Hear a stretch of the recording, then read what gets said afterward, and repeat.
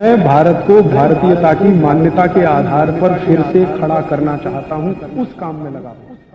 भारत देश में आप जानते हैं कि 4500 से ज्यादा वनवासी जातियां हैं। 4556 हैं कुछ वनवासी जातियां। जैसे गोंड हैं, वो एक वनवासी जाति है। ऐसे ही गोंड जैसे 4500 से ज्यादा समूह हैं। इनके बीच में मैं पिछले कुछ सालों से घूम रहा हूं और मैंने वहां देखा कि सती का मतलब क्या होता है, सती कहते किसको है। एक बार गोंड लोगों के एक बहुत बड़े सम्मेलन में मैं गया और वहां किसी को सती किया जाना था। मैंने कहा चल के देखूं ये होता क्या है सती होना। तो वहां हुआ ये था कि एक महिला के पति का देहांत हो गया, स्वर्गवास हो गया, और पति का स्वर्गवास हो गया तो उसकी अंतिम यात्रा के लिए गांव के लोग जा रहे हैं।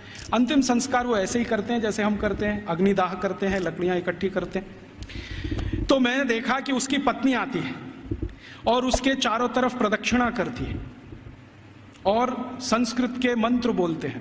कभी कभी उनको भूल जाएं तो वो अपनी भाषा के मंत्र बोलने लगते, लेकिन मंत्र उच्चार होता है, बराबर होता है, पूरे समय होता है। जितने समय तक लाश जलती है तब तक वो मंत्रोच्चार करते रहते हैं, कुछ ना कुछ बोलते हैं।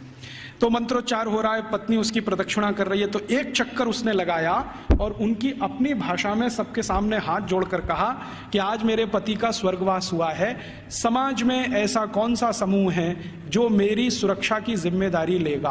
वो प्रश्न पूछ रही है और बड़े सुंदर शब्दों में वो कह रही है कि भारत के शास्त्रों ने हमेशा स्त्री को सुरक्षित रहना ये आवश्यक है क्योंकि उसको जीवन बढ़ाना है, तो इसलिए उसको सुरक्षा की जरूरत है। प्राकृतिक सुरक्षा भी चाहिए, दूसरे तरह की भी सुरक्षा चाहिए। फिर वो पूछेगी कि इस समाज के आचार्य लोग, उपाचार्य लोग मेरी जिम्मेदारी लेंगे। अगर हाँ बोला तो उनके पास आ जाएगी, नहीं तो वापस। और आखिरी चक्कर 7वां जब लगाएगी तो वो पूछेगी कि क्या पुरोहित हम समझते हैं पूजा पाठ करें, क्या पुरोहित मेरी जिम्मेदारी लेंगे। अगर पुरोहितों ने हाँ बोला तो उनके पास आएगी, नहीं तो चक्कर लगा के गांव छोड़ के चली जाएगी और गांव कहेगा कि वो सती हो गई। ये है सती होना। और इसको बिगाड़ दिया अंग्रेजों ने। क्या कहा कि उसको जबरदस्ती चिता में धकेल देंगे और ये कर देंगे। फिर वो जाति कहाँ है, उसके पीछे पीछे मैं गया तो उस गांव का कोई मंदिर होगा, वहां जाएगी और अपना बाकी जीवन उसी मंदिर में बिताएगी। वो ये कहती है कि जब कोई जिम्मेदारी नहीं लेगा तो अब भगवान मेरे लिए जिम्मेदारी लेंगे, तो मंदिर में जाके पूजा करेगी, पाठ करेगी, अपना जीवन उसी से चलेगा उसका। और जैसे ही वो मंदिर में जाके पाठ पूजा करने लगेगी तो समाज की आदरणीय हो जाएगी और सब उसको साष्टांग दंडवत प्रणाम करेंगे।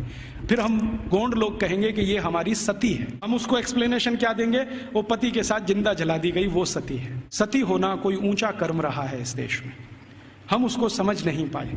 अंग्रेजों ने जो डिस्क्रिप्शन दे दिया उसी को अंतिम मान के हमने अपना मान लिया कि ऐसा ही कुछ होता होगा। ये होता है, और ये सिर्फ गोंडों में ही नहीं होता, भीलों में भी होता है। गोंड हैं, भील हैं, जितने तरह की जनजातियां हैं ज्यादातर में ये होता है। तो मैकॉले कह रहा है कि भारत में तो स्त्रियों का स्थान बहुत ऊंचा है, परिवार में ऊंचा है, समाज में ऊंचा है, भाषा उनके यहां से निकली है, फंक्शनल नॉलेज उन्होंने समाज को दिया है, इसलिए इनके लिए तो सब कुछ विशेष होता है। इसलिए गुरुकुलों में आचार्य स्तर पर बहुत स्त्रियां हैं, ये हैरानी की बात नहीं है। वो कहता हमारे समाज में उल्टी स्थिति है, स्त्रियों का स्थान सबसे नीचे है, इसलिए हमारे यहाँ हर काम में वो सबसे पीछे है।